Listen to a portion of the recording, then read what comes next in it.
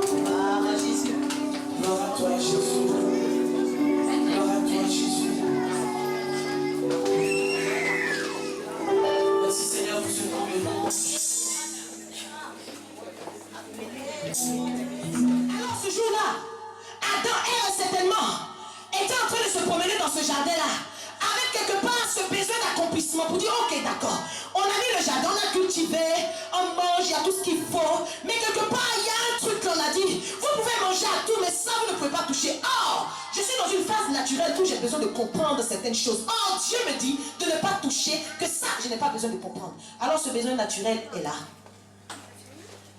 L'ennemi sait qu'il y a un besoin qu'elle a. Il se dit, oh, popo, voici des gens, depuis, je n'ai pas réussi à entrer. Ok, il arrive.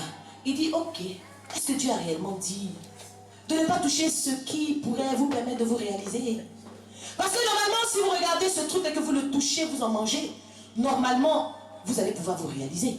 Vous allez être comme des dieux. Or, nuance, ils n'ont pas besoin d'être comme des dieux, car ils étaient créés à l'image de Dieu. Il y a des choses aujourd'hui qui te rendent peut-être malade. Je n'ai pas encore réussi, je ne sais pas. Mais avant que tu sois, la réussite était. Amen. Alléluia. Amen. Voilà que l'homme va partir à la découverte des dieux. Or, il est Dieu, créé à l'image de Dieu. Si je peux récapituler, tout doucement, je pourrais simplement dire que le besoin a plus une dominance physiologique. C'est-à-dire que le besoin est plus dans la fonction normale et dans les réactions normales de l'organisme. On est d'accord? Le besoin, c'est une nécessité ressentie. Tu es fatigué, tu ressens. Tu as faim, tu ressens la faim. On est OK pour ça. Mais quelle est la différence avec le désir? Le désir, lui, il a une dominance psychologique. C'est ton esprit, c'est ta conscience qui commence à te dire ça, c'est comme si tu commences à te rendre malade. Parce qu'un désir te fait plus mal là que là. Quand tu as envie de te marier aujourd'hui, tu as mal où? Tu as mal où? Quand tu as envie d'enfanter aujourd'hui et que tu me vois bercer un tout petit bébé, tout à l'heure on va le bercer, tu auras mal où? Hein? Pourtant tu es bien rassasié, mais comment tu sais que tu as mal au ventre? C'est peut-être un aile là, comme ça, le petit soleil ici. Et puis la sorcellerie commence. Sois délivré. Alléluia. Donc au niveau du désir, c'est psychologique. Il faut que j'aie ça. Je vais vous donner un exemple pour qu'on puisse comprendre. Beaucoup d'hommes ne m'aiment pas, mais moi je m'aime assez. Alléluia. Bien aimé, si tu ne t'aimes pas, le diable va venir. Il va t'apprendre à t'aimer. Mais en t'aimant, tu ne sais pas que c'est lui que tu as d'aimer. Alléluia. L'homme n'a rien compris.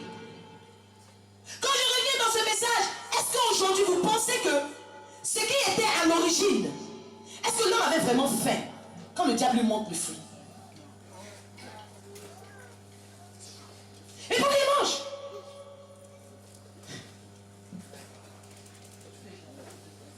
Pourquoi est-ce qu'il mange? Est-ce que c'est un fruit agréable à la vue qu'il n'avait pas?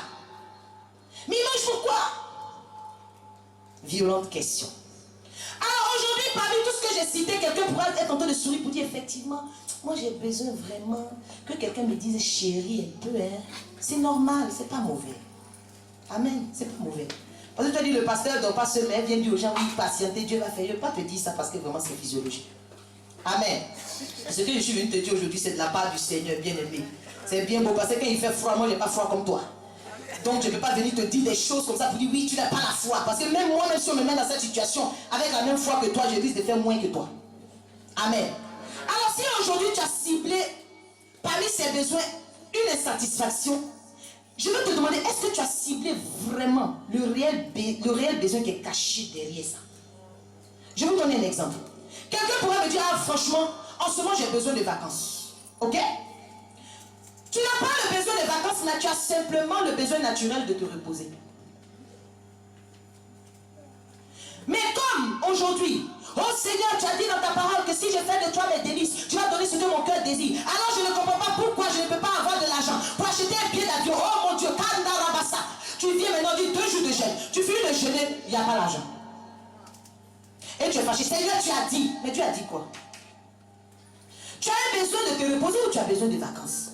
Mais comment est-ce que tu pourras faire maintenant pour obtenir le repos? Est-ce que tu es obligé de partir en Afrique? Si encore on se repose là-bas. Voilà comment le chrétien se rend malade. Parce qu'il confond le besoin réel. Quelqu'un a compris où je reprends? Alors, donc, les vacances vont rester seulement le moyen de satisfaire ce besoin qui est naturel.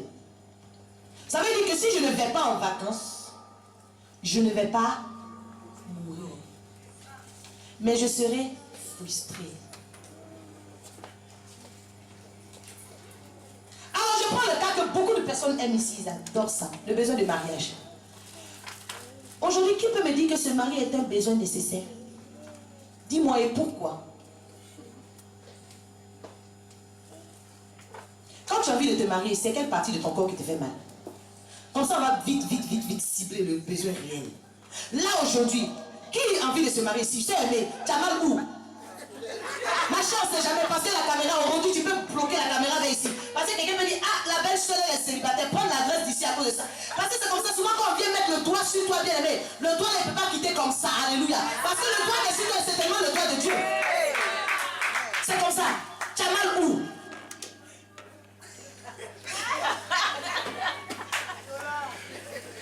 Dollar. Tu as mal où ça au cœur? Ah! La soeur me dit, elle a mal au cœur. Alors si c'était un besoin naturel, tu aurais donné quoi à manger à ton cœur là, aujourd'hui?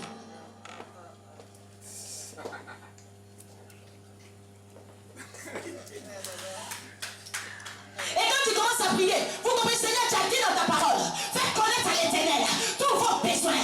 Et l'Éternel se pourvoira lui-même. Bien aimé, c'est quel besoin tu présentes là? Mais l'Éternel, pendant que tu es en train de prier comme ça, il y a un frère qui vient, oh gloire à Jésus, la soeur, vraiment, le Seigneur m'a mis à cœur vraiment de te donner 2 packs de lait. Tu n'as pas prié pour des besoins. Oh non, Seigneur, ce n'est pas de ce besoin. Ah, mais tu voulais dire quoi? Besoin de quoi? Tu as certainement, vous savez, derrière ce besoin de mariage, ce besoin qui n'est pas nécessaire de se marier, il y a un besoin naturel de sécurité. Parce que quelque part, peut-être pour la vie de quelqu'un, être madame temps, c'est avoir un bon monsieur comme monsieur Kodo derrière, tu essayes, il t'écrase. Donc comme j'ai besoin de cette sécurité, je me dis, pour avoir cette sécurité, un mari H24 qui prend ta défense, même quand tu n'as pas raison, comme monsieur Kodo. Tu as besoin de te marier. Or, derrière ce besoin de mariage, il y a ce besoin naturel qu'est la sécurité. Or, derrière ce besoin de mariage, il y a ce besoin naturel qu'est l'appartenance. Vraiment, j'ai besoin moi aussi d'être aimé. J'ai besoin aussi que quelqu'un me dise chérie. J'ai besoin de mettre l'uniforme comme ça, la scène, c'est le moment où on va manger en uniforme. Alléluia. J'ai besoin aussi qu'on puisse me considérer, parce qu'on dit mademoiselle, s'il vous plaît, c'est pas mademoiselle, c'est madame. Hein? Le nouveau marié marche comme ça. Ah bon, tu as vu ça? Il donne un mouchoir, pardon. On a vu ta bague, baisse ton bras. Donc il y a ce besoin-là. Quand on arrive quelque part, vous les célibataires, on dit les hommes mariés vont venir, il y a un mariage, le pasteur va bénir un mariage. On appelle tous les serviteurs qui sont mariés en ce moment, maman Noël, oh, pop, pop, pop, pop, pop. Elle se dit, pasteur, si je peux taper ton micro, parce que là, c'est le seul moyen de m'approcher des mariés. Mais ça va venir. Alors il y a ce besoin aussi d'être valorisé. Alors c'est ce besoin naturel qui est caché derrière ce besoin éphémère là, qui est le mariage. Quelqu'un a compris avec ça? Pour certaines personnes, le besoin de se marier, c'est une réalisation. Attention, c'est un doctorat. C'est un doctorat en lettres amoureuses. Se marier, c'est une agrégation. Je n'ai aucun diplôme, mais qu'est-ce que tu fais dans la vie? Je suis en couple. Je pointe ça au frère Serge, qui a dit derrière le sermon, mais oui, maintenant quand on demande à quelqu'un, qu'est-ce que tu fais dans la vie? Non, non, je suis en couple. Ah bon? C'est ton travail. Donc certaines personnes avec ce besoin de se réaliser ont la nécessité pour elles de rentrer dans le mariage. Ce n'est pas le mariage donc ça qui est le problème, mais c'est le problème, c'est un manque de réalisation qui les incite à s'agripper au mariage.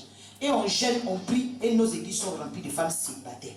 Bien aimé, ici c'est pas une agence c'est pas une agence mythique. Ne crois pas que ça va venir ici que tu vas voir ton mari. C'est pas mythique.com ici. Il fait beau, ils sont dans les bars. Alléluia. Alors quand on est confronté à certains besoins de ce genre, la question qu'il faille se poser, bien aimé, afin que la tristesse soit changée en joie, il faut se demander, ok, à part des vacances, comme j'ai réalisé que mon besoin naturel c'est le repos, qu'est-ce que je peux faire pour avoir du repos? À part être malade et omnipulé par le mariage, au point d'être amer et sorcière, comment est-ce que je peux avoir de l'estime? Comment je peux m'arranger à être valorisé? Comment je peux faire pour me valoriser? On est d'accord? Alors, qu'est-ce qui te rend triste? C'est un besoin réel ou un besoin? Alors quand je bascule tout de suite dans le désir, on dira le désir c'est quoi? Le désir c'est simplement un besoin spécifique qui est façonné. Façonné par quoi? Par notre environnement, par la culture que nous avons, par la société dans laquelle on est et par l'époque dans laquelle nous sommes. C'est-à-dire quoi? En Afrique, par exemple, quand une femme atteint 40 ans, elle est traitée de vieille fille. Et normalement, à 40 ans, tu devrais être la maman d'au moins 5 enfants. Avec peut-être un retraité qui est quelque part, qui ne te donne rien, mais au moins qui fait qu'on t'appelle madame. À ce moment, tu as des parents qui commencent à te dire, mais tu te maries quand? Ah oui, tu as fait ton enfant quand? Et tout. Alors, qu'est-ce qu'ils font? L'environnement et la culture dans laquelle tu sors, elles viennent tout de suite te créer ce désir-là. Alors, on va voir des personnes qui, parce que l'âge avance, alors il faut que je me marie. Quand tu envies, mais en fait, tu as envie de te marier, pourquoi? Oui, mon âge avance. À part ça, il n'y a aucun autre. Mon âge avance. J'ai envie de demander à quelqu'un aujourd'hui, quand tu vas te marier, ton âge va reculer? Puisque ton âge avance. Raison pour laquelle le Seigneur ne calcule pas l'âge de Sarah. Il dit non, longtemps tu es resté comme ça. Moi, je ne tiens pas compte de ces choses-là. Parce que ce n'est pas une nécessité de tout. C'est pas une nécessité, je fais quand je veux. Si j'ai décidé que c'est à 100 ans, c'est parce que je sais que je vais t'ajouter 100 ans de plus. Donc c'est moi qui gère. Alléluia. Comme aussi on dit que oui, en ce moment j'ai besoin. Aujourd'hui j'entends certaines personnes dire oui, la voiture en ce moment, franchement, parce que si j'ai pas mon permis là, c'est pas bon pour moi du tout. C'est pas bon pour toi, pourquoi? Parce que le lendemain de ton échec, tu vas mourir certainement. Ah, parce que le permis aujourd'hui c'est une nécessité, ça en aucun cas une nécessité. Quand tu n'as pas ton permis, tu as mal où? Tu as mal où? À part un luxe de pouvoir arriver plus vite et de ne pas te frotter aux démons dans le métro. Ah non, parce que vous savez, quand un homme de Dieu, franchement, a intercédé pour moi, parce que j'ai entendu des hommes de Dieu dire oui, parce que quand je dois venir prêcher comme ça, quand je monte dans le métro, les démons se frottent à moi comme ça, et puis il y a une odeur de mort qui influence mon habit. Quand j'arrive, ça rentre dans la salle, arrête-moi ça.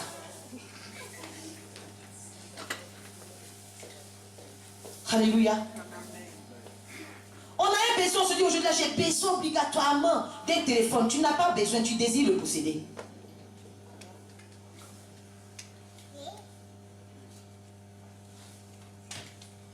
Aujourd'hui, sachez une chose. J'entends souvent des personnes faire ce lapsus pour dire qu'il a créé le besoin. Le besoin ne se crée pas, il est naturel. On ne simule pas une faim, s'il vous plaît.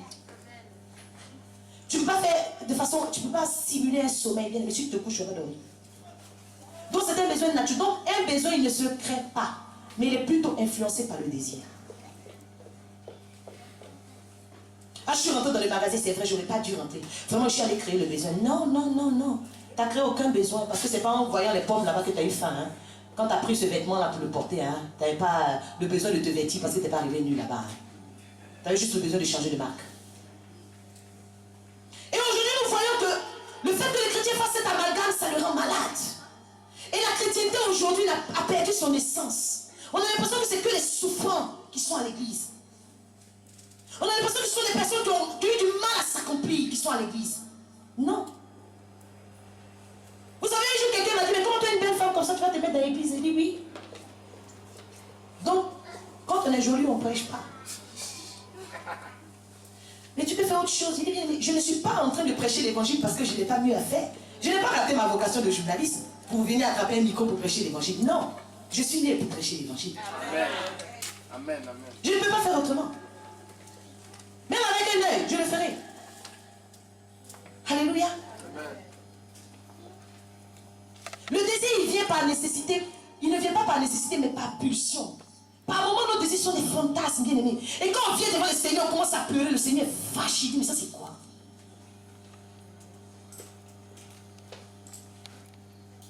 Le désir est éphémère. Il est infini dans la mesure où, quand un désir est satisfait, il réapparaît. Quelqu'un a faim tout de suite, il finit de manger, il va avoir soif. Il finit d'avoir soif, il a encore quelque chose d'autre. Quelqu'un voit aujourd'hui un tricot. Qui a un seul t-shirt dans son placard? Ce t-shirt ne va pas s'en va. Hein? Ce t-shirt, il me faut ce t-shirt là. Ah non, il me faut parce que j'ai un pantalon bleu que je dois porter avec. Quand tu as ce t-shirt, le prochain jour, c'est un t-shirt bleu qu'il faut pour le pantalon rouge. C'est pour ça que le désir est éphémère. Et il est infini. C'est pour cette raison que Salomon pouvait dire que le travail de l'homme est pour sa bouche. Et cependant, ses désirs ne sont jamais satisfaits. Quand tu vas prendre des chrétiens qui sont toujours ils ont tout, ils ont un mari, ils ont une bonne maison, ils ne sont pas nus et tout. Parce parce que j'ai fait mon permis 10 fois, Dieu n'a pas donné. Tu peux faire jusqu'au retour du Seigneur. Parce que Dieu n'est même pas obligé de se retourner vers toi.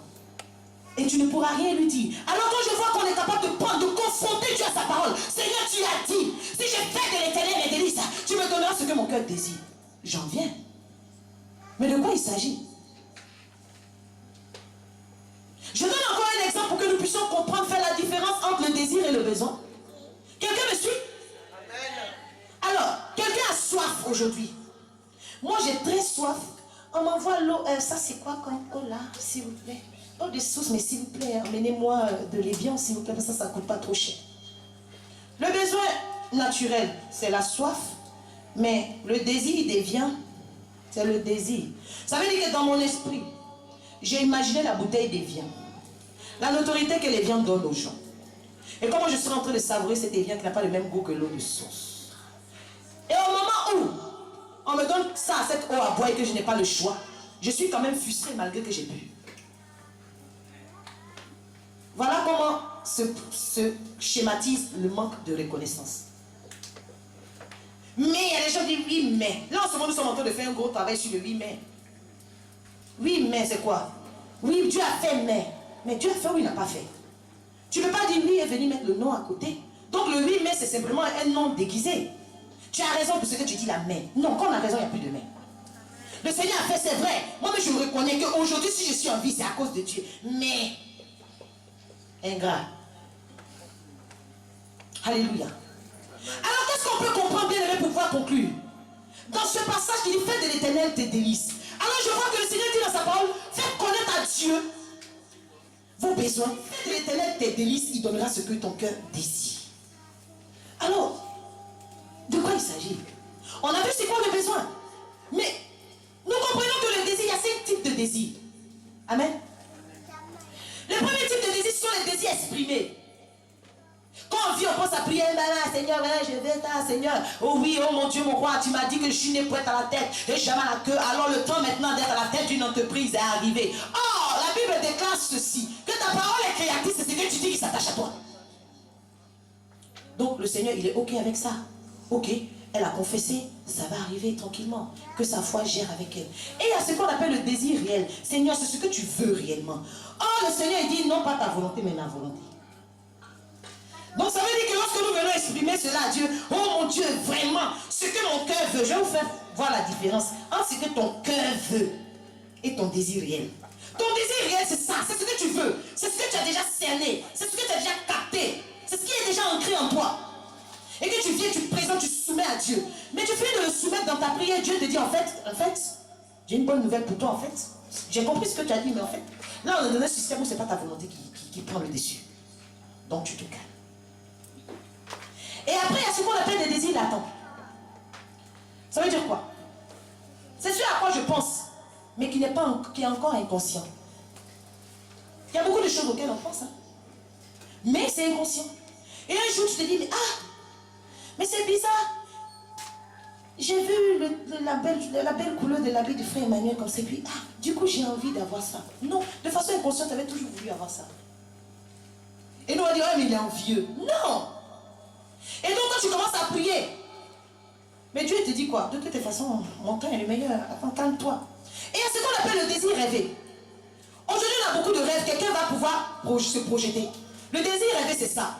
C'est que je rêve de combler quelque chose, mais ce n'est pas encore le moment. Dans 2 ans, je vais construire ça. Dans 3 ans, il me faudra changer de voiture. Ça, c'est un désir rêvé. Mais il y a ce qu'on appelle le désir profond, où le Seigneur intervient. Le désir profond, c'est ce qui te motive secrètement. Raison pour laquelle, lorsqu'il vient vers Adam, il regarde Adam. Adam était face à ce désir rêvé. Adam était face à ce désir, à ce qu'il voulait. Il a regardé les animaux, il n'a rien trouvé de ce qu'il voulait. Dieu l'a laissé faire. Donc ce que nous voulons à notre niveau, parce qu'il a dit que tout est accompli. Il a mis toutes les armes entre nos mains. Mais concernant le désir profond, la motivation secrète, Dieu va plonger Adam dans un profond sommeil. J'en viens. Quand la Bible dit fais de l'Éternel tes délices, quand tu arrives à la dimension où Dieu égale tes délices, tu es dans l'abandon total où où Dieu devient un tout pour toi. Où tu ne peux plus rien contrôler. Mais Dieu qui a la capacité de sonder ton cœur va prendre dans le secret, dans la profondeur, ce dont tu as besoin réellement. Cette motivation secrète. Adam a commencé à nommer les animaux. Mais la motivation secrète qu'il animait, c'est qu'il cherchait os de ses os et chair de sa chair. Alors Dieu le plonge dans un profond sommeil pour aller en profondeur. Et dans ce profond sommeil, il est dans un abandon total. Et lorsqu'il ouvre les yeux, il dit voici. Donc j'ai envie de dire, Adam, donc depuis que tu tournais, depuis que tu étais en train de nommer les animaux, en fait tu savais ce que tu voulais. Mais qu'est-ce que tu faisais au niveau des animaux? Alors je comprends que l'homme veut certaines choses, mais lorsqu'il n'est pas dans un abandon total, le Seigneur le laisse mijoter, demande, fais comme tu veux, jusqu'à ce que tu dis Seigneur, c'est bon même. Lorsque tu dis ça suffit, Dieu te dit c'est maintenant. Ta main s'est arrêtée, alors la main de l'Éternel prend la relève. Et quelqu'un qui n'a jamais prié, je connais le cas de quelqu'un qui m'a dit, mais pasteur, moi je te dis que je n'ai jamais prié pour le mariage. Moi je ne comprends pas, moi j'ai prié, moi je fais des offrandes pour pouvoir quand même avoir un bon travail. Mais Dieu, mais moi je n'ai pas demandé. Il m'a donné le mari, il m'a donné des enfants, un mari 5 étoiles.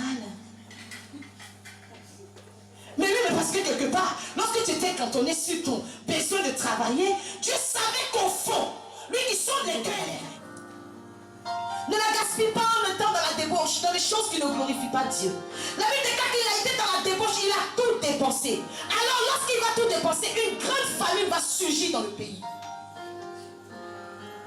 Et il va commencer à éprouver le besoin.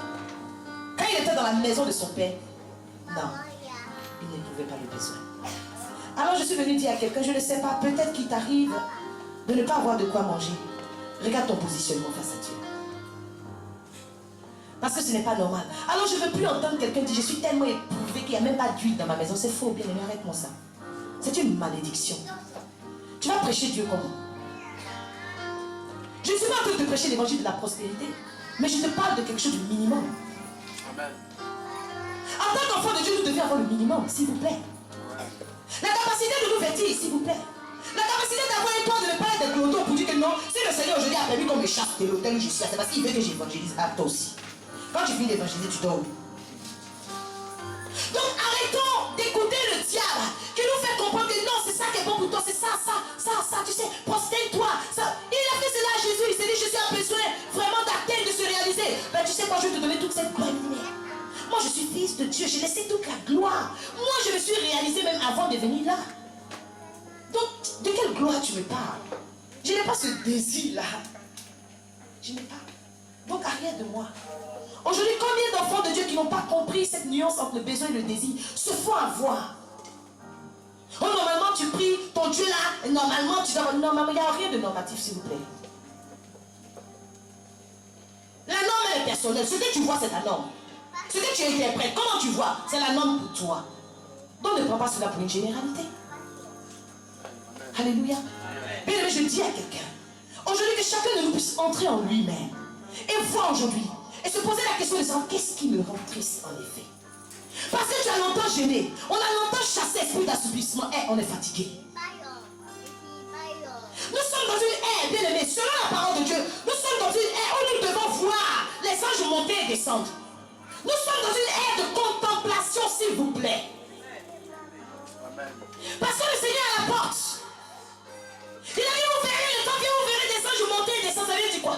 Ils descendent, ils prennent un peu des doléances, ils remontent avec un redescendant, ils descendent aussi avec des bénédictions. Accompagnez vraiment de tes prières qui montent comme un ensemble. Alors que chacun essaie de se recentrer et de se poser les réelles questions, parce que je crois, et je le sais, que lorsqu'on se pose les bonnes questions, on a les réponses adéquates. On va se tenir debout et nous allons prier le Seigneur. Tu vas prier le Seigneur.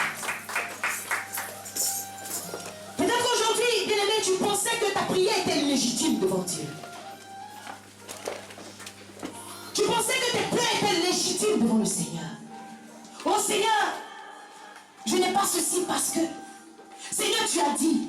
Et si tu étais dans une posture où tu étais en train d'accuser Dieu qu'il y a certaines choses que tu n'avais pas comprises. Aujourd'hui, je t'invite vraiment à rentrer en toi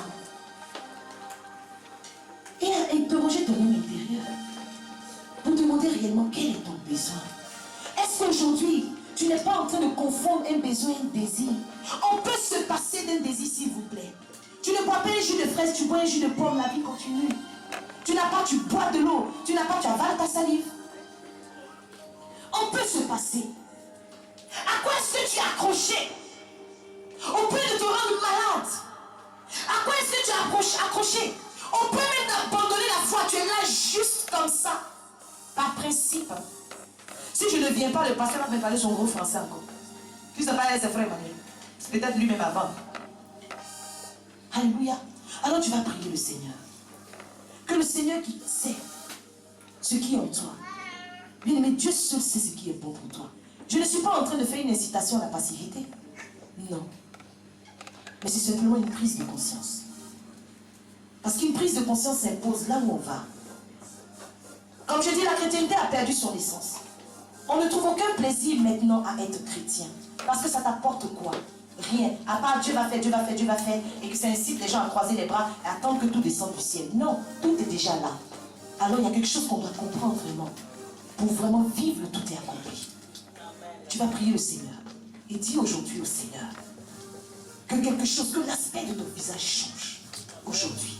Que quelque chose se passe. Qu'on sortit de ce lieu, que vraiment ta mine ne soit plus la même. Élève la voix de là où tu es. Et commence à glorifier le nom du Seigneur. Commence à élever le nom de ce Dieu-là. Commence à bénir le Seigneur. Parce que certainement, tu te dis, il y a peut-être l'amertume, Seigneur, je ne comprends pas. Pourquoi c'est si profond, bien-aimé? Et c'est toi-même, par cette incompréhension, qui créait certaines choses qui sont en train de te fragiliser ta foi. Au musical, vous allez nous soutenir. Et là, il va vous être pris sérieusement. Peut-être qu'il y a des choses que tu ne comprends pas. Tu as vu qu'il y a des besoins naturels. Mais alors si ces besoins naturels ne sont pas pourvus, il serait important que tu te mettes face au Seigneur pour voir un peu quelle est ta position face à lui. Et si c'est un désir, que Dieu te donne la force vraiment de passer outre. Parce que ce n'est pas vital. Je vais t'entendre parler à Dieu. Je vais t'entendre prier de tout ton cœur. Prie-le.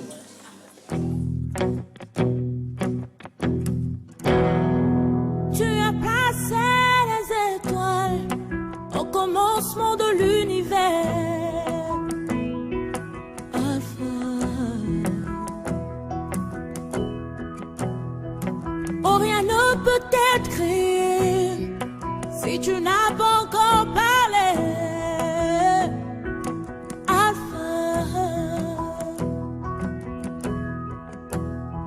Avant qu'Abraham ne fût tué, oh, Alpha,